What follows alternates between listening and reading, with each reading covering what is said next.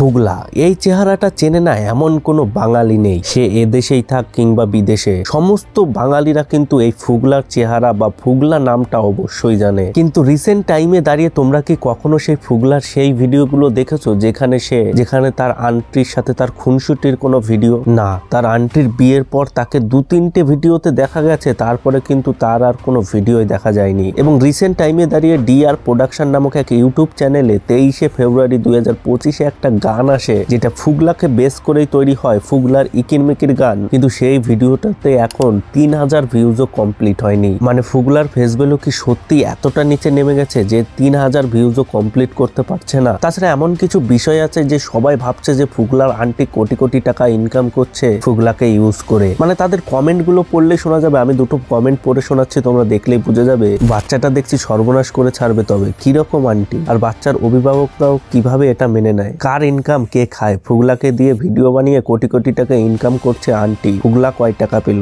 এরকম কমেন্ট কিন্তু প্রায়শই এদিক ওদিক ঘোরাফেরা করে। আর আজকের এই ভিডিওতে মেনলি দুটো প্রশ্নের উত্তর খুঁজে বের করার চেষ্টা করব, যেখানে প্রথমে আছে কেন এখন রিসেন্ট টাইমে ফুগলার ভিডিওতে ভিউজই আসে না, এবং দ্বিতীয়ত তাকে কি টাকার জন্য এই সোশ্যাল মিডিয়ায় আনা হয়েছিল। সবকিছুই বিস্তারিতভাবে আলোচনা করা হবে আজকের এই ভিডিওতে, তাই ভিডিওটা শেষ অবধি দেখতে থাকো। ফুগলা ওরূপে সুপ্রদীপ খাটুয়া এবং তার আন্টি পুনাম রয়, তাদের দুজনকে নিয়েই শুরু হয়েছিল এই ফুগলার জার্নি। মানে ফুগলা তার কাছে পড়তে যেত, মানে পাশেই তাদের বাড়ি ছিল, সেখানে সে পড়তে যেত এবং পড়ার সময় যে তিনি যে পড়াটা করেনি তার একটা বাহানা খুঁজছিল এবং শিক্ষককে তাকে রাগ দেখিয়ে বলছিল মেরে ছাল তুলে দেব। এবং তাদের যে মুহূর্তটা, সেই ভিডিওটা সে ক্যাপচার করে সোশ্যাল মিডিয়ায় ছেড়ে দিয়েছিল এবং সেটা এত পরিমাণে ভাইরাল হয় যে সমস্ত লোকের কাছে পৌঁছে যায়। এবং যখনই এই ভিডিওটা ভাইরাল হয় তার কিছু মাস পরে তিনি ইউটিউবে এবং ফেসবুকে একটা ফুগলা নামে চ্যানেল খোলে এবং সেখানে দেখা যায় তাদের যে দুষ্টু মিষ্টি ভিডিওগুলো তারা প্রতিনিয়ত আপলোড করতে থাকে। কখনো তাকে ঘুরতে নিয়ে যাচ্ছে পার্কে এবং কখনো বাড়ি বসে ভিডিও বানাচ্ছে। ফুগলা এবং ফুগলার আন্টির সম্পর্ক নিমেষেই মন কাটতে শুরু করে সকলের। তারপরে আবার কি, তাদের ওই ভিডিওগুলো ভাইরাল হতেই ফুগলা পুরো মেন স্ট্রিমে চলে আসে।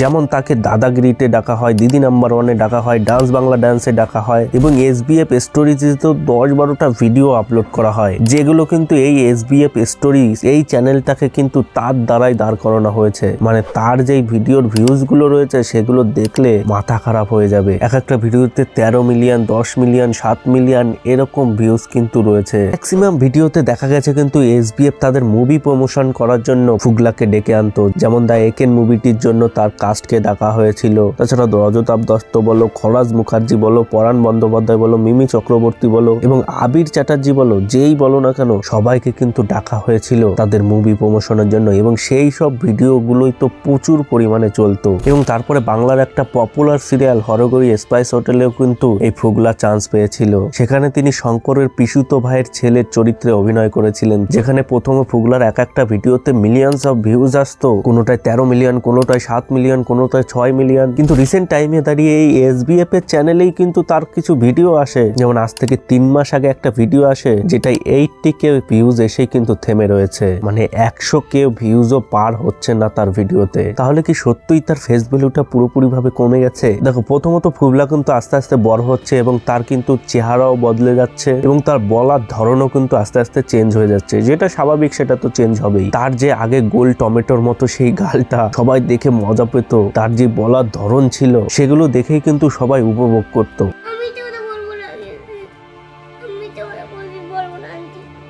কালকে কেন বললি?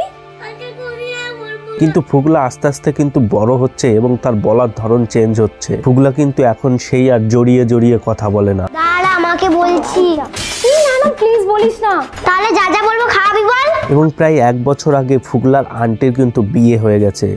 ফুগলার আন্টির যে যুগলবন্দি ছিল সেটা কিন্তু আর আমরা দেখতে পারছি না, কারণ গত 9 মাস ধরে তিনি কিন্তু আর কোনো ভিডিওই আপলোড করেনি তার চ্যানেলে। তোমরা হয়তো বলতে পারো ফুগলার আন্টির বিয়ে হয়ে গেছে, সে শ্বশুর বাড়ি চলে গেছে, এখন আর ভিডিও কিভাবে বানাবে? সেটা ঠিক, তার বিয়ে হয়ে গেছে, কিন্তু তার বিয়েটা হয়েছে কিন্তু তার পাড়ার পাশেই, মানে তার 5-6টা বাড়ির পরেই কিন্তু ফুগলার আন্টির বিয়ে হয়েছে। সে ফুগলাকে নিয়ে এখন কেন ভিডিও বানাচ্ছে না সেটার উত্তর কিন্তু এখন আমিও জানি না। না, তারা সেই ব্যাপার নিয়ে এখনো কিন্তু কোনো ভিডিওই করেনি। দেখো এখানে একটা জিনিস বলে রাখি, এই ফুগলার চ্যানেলের সমস্ত অ্যাক্সেস কিন্তু এই পুনাম রয়ের কাছে রয়েছে। যেটা আমি বুঝতে পেরেছি, যখন ওই ফুগলার চ্যানেলের সিলভার প্লে বাটনটা এসেছিল তখন ওই প্লে বাটনে লেখা ছিল ফুগলা ও ফুগলার আন্টি, এবং ব্র্যাকেটে কিন্তু পার্সোনালি ভাবে সে লিখিয়েছিল, মানে পুনাম লিখিয়েছিল পুনাম রয়। তার মানে চ্যানেলের সমস্ত অ্যাক্সেস কিন্তু তার কাছেই রয়েছে। সে তার চ্যানেলে যা টাকা ইনকাম করেছে সেটা তার মা বাবাকে দিয়েছে কিনা সেটা কিন্তু আমরা জানি না, কিন্তু সত্যি পুনাম একটি কিন্তু বুদ্ধিমতী মেয়ে। আমার যা ধারণা সে কিন্তু এরকম কাজ করতে পারে না। মানে এই ভিডিওটা রিসার্চ করতে গিয়ে যতটা তাকে আমি দেখেছি, মানে তিনিও কিন্তু এই কমেন্ট গুলো পরে,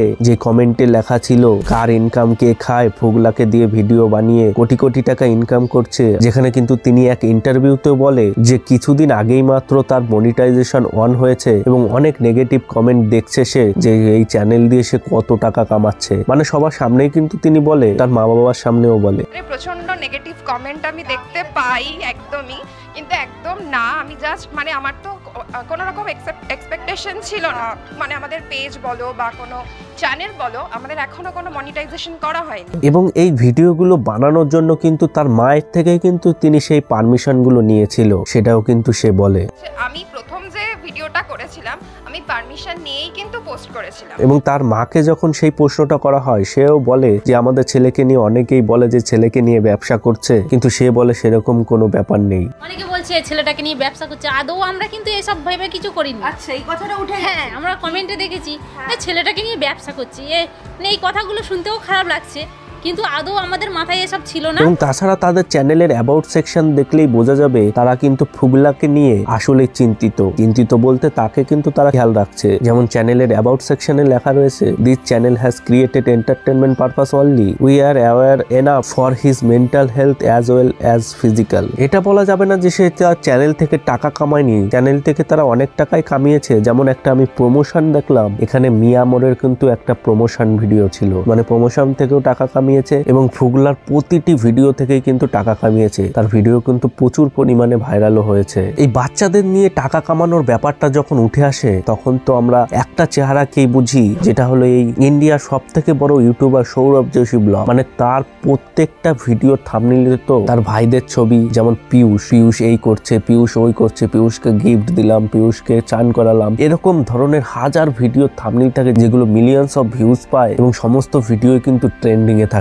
এবং তাছাড়া মালিক কিডস নামে একটা ইন্ডিয়ান চ্যানেল আছে, যেখানে তো তাদের কিডদের নিয়েই ভিডিও তৈরি হয়, মানে তাদেরকে কেন্দ্র করেই ভিডিওটা তৈরি করা হয়। দেখো ফুগলা যখন ভাইরাল হয়েছিল তখন কিন্তু তাকে নিয়ে সবাই ভিডিও বানাচ্ছিল, মানে যে যেখান থেকে পারতো সে সেখান থেকে কিন্তু ভিডিও বানাচ্ছিল। যেমন সে যখন স্কুলে গিয়েছিল, স্কুলের আন্টিও কিন্তু তাকে নিয়ে ভিডিও বানাচ্ছিল। এটা কিন্তু একটু এক্সট্রিম লেভেলেই চলে গেছিল, কারণ সে এখন বাচ্চা, সে কিছুই বোঝে না, তাকে নিয়ে কিন্তু প্রচুর পরিমাণে ভিডিও বানানো হচ্ছিল। ইউটিউব এমনই একটা প্ল্যাটফর্ম যেখানে বাচ্চাদেরও কিন্তু অনেক বড় একটা অডিয়েন্স আছে। এর জন্যই তো তারা ইউটিউব কিড নামে একটা অ্যাপও লঞ্চ করে, যেটাই কিন্তু 500 মিলিয়নেরও বেশি ডাউনলোড রয়েছে। এবং রিসেন্টলি মানে 2024 সালে কিন্তু এটা 144 মিলিয়ন ডাউনলোড হয়েছে শুধু এক বছরে। এবং এই মার্কেটটার মধ্যে কিন্তু অনেক পয়সাও রয়েছে, তার জন্যই তো মিলিয়নস অফ টাকা খরচা করে কোকোমেলন এবং আরো অনেক বড় বড় চ্যানেল তারা ভিডিও প্রডিউস করে। এবার যদি আসল প্রশ্নটার উত্তর খুঁজি, তাকে কি টাকার জন্য এই সোশ্যাল মিডিয়ায় আনা হয়েছিল? একদমই না। তার মা বাবার কিন্তু ওরকম ইন্টেনশন ছিলই না। তারা যখন দেখেছে দর্শক তার ভিডিওগুলো খুব উপভোগ করছে এবং ফুগলাও কিন্তু আনন্দিত ছিল, তার প্রত্যেকটা ভিডিও কিন্তু তিনি তার আনন্দের সাথেই করত। তাকে মানসিকভাবে চাপ দিয়ে কিন্তু ভিডিওগুলো বানানো হয়নি। এবং তার মা বাবাও তো বলেছে তাকে ব্যবসা করার জন্য এখানে আনা হয়নি। এবং রিসেন্ট টাইমে ফুগলার ভিডিওগুলো কেন আসছে না 9-10 মাস ধরে, সেটা হয়তো ফুগলার আন্টি বুঝতে পারছে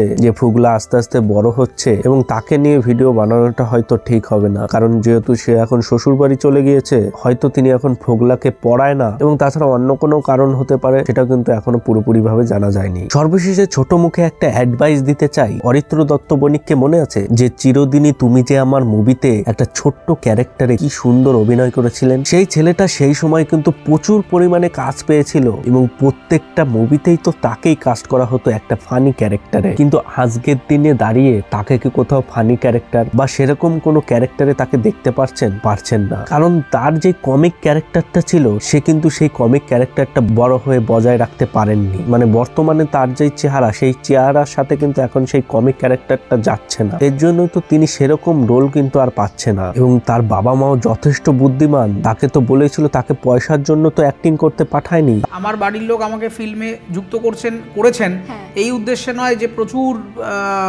মানে টাকা পয়সা হয়ে যাবে, বিরাট বাড়ি গাড়ি হয়ে যাবে, এই লক্ষ্য নিয়ে তারা আমাকে করেননি। তার কারণ দরকার নেই সেটা করা, সেই সাইকোলজির মানুষ আমরা নই। তার জন্য তার মন মতো যা চেয়েছে, তিনি কিন্তু যাদবপুর ইউনিভার্সিটিতে মাস্টার ডিগ্রির পড়াশোনা করেছে, যেখানে তিনি তার কোর্সটাও কমপ্লিট করেছে এবং তার পাশাপাশি কিন্তু তার অ্যাক্টর, ফিল্ম এডিটর এবং কালারিস্টের কাজও প্রচুর পরিমাণে করেছে। মানে তার যা মন চেয়েছে সেটা কিন্তু তিনি করেছে এবং এখন তিনি কিন্তু একটু অন্যরকম কাজ করছে। যেমন রিসেন্ট টাইমে দেখা যাচ্ছে তিনি কিন্তু পলিটিক্যাল ব্যাপার নিয়ে বেশি কথা বলছে নিউজ চ্যানেলের মাধ্যমে। সেটা কিন্তু সে ফ্রি করছে না, প্রত্যেকটা এপিসোড করার জন্য কিন্তু মোটা অঙ্কের টাকাও নিচ্ছে। আমি এটাই বোঝাতে চাইছি যে অরিত্র দত্ত বণিক কিন্তু তার ফিল্মি ক্যারিয়ারটা কিন্তু বজায় রাখতে পারেননি। ফুগলা যেহেতু হঠাৎ করে অনেক বড় লেভেলে পৌঁছে গেছে, বড় বড় অ্যাক্টর, বড় বড় সিরিয়ালের সাথে কাজ করেছে এবং ফুগলা কিন্তু আগের থেকে অনেকটাই চেঞ্জ হয়ে যাচ্ছে। সে বড় হয়ে কিন্তু তার চেহারাটাও পুরো চেঞ্জ হয়ে যাবে। মানে তার যে কমিক ক্যারেক্টারটা সেটার সাথে কিন্তু তাকে আর ভবিষ্যতে মানাবে না। তার জন্য তাকে আগের থেকেই প্রস্তুতি নিতে হবে। মানে তাকে কিন্তু সেই কমিক ক্যারেক্টারের ভরসায় থাকলে হবে না, সেটা হয়তো তাকে ভবিষ্যতে কাজ নাও দিতে পারে, যেমন এই অরিত্র দত্তকে দেয়নি। সর্বশেষে একটা কথাই বলবো, যেরকম অরিত্র দত্ত বণিককে কিন্তু টাকা পয়সার জন্য তাকে ইউজ করেননি এবং ফুগলার বাবা মাকেও শুনেছি তারাও তাকে টাকা পয়সার জন্য কিন্তু এই রাস্তায় আনেনি। তাই একটা কথাই বলবো, তাকে তার মন মতো কাজ করতে দিতে হবে এবং তার সাথে সাথে তার পড়াশোনাটাও কন্টিনিউ করতে হবে। যদিও তার এখন কোনো ভিডিওতেই ভিউজ আসছে না, যেমন এই ডিআর প্রোডাকশনে একটা ফুগলার ইকির মিকির গানটা রিলিজ করা হয়, গানটা চাইলে তোমরা দেখে আসতে পারো, ডেসক্রিপশনে লিংক দেওয়া আছে। এটাই ছিল আমাদের ওয়েস্ট বেঙ্গলের একটা ছোট্ট বাচ্চা ফুগলার কাহিনী। এই ফুগলাকে নিয়ে তোমাদের কি মতামত রয়েছে কমেন্ট বক্সে অবশ্যই জানাও। ভিডিওটা ভালো লেগে থাকলে একটা লাইক করে দিও, চ্যানেলে নতুন হলে সাবস্ক্রাইব করে নোটিফিকেশন অল করে দিও, যাতে ভিডিও আপলোড করলে সবার আগে পৌঁছে যায় তোমাদের কাছে। দেখা হচ্ছে পরের এক নতুন ভিডিওতে। বাই।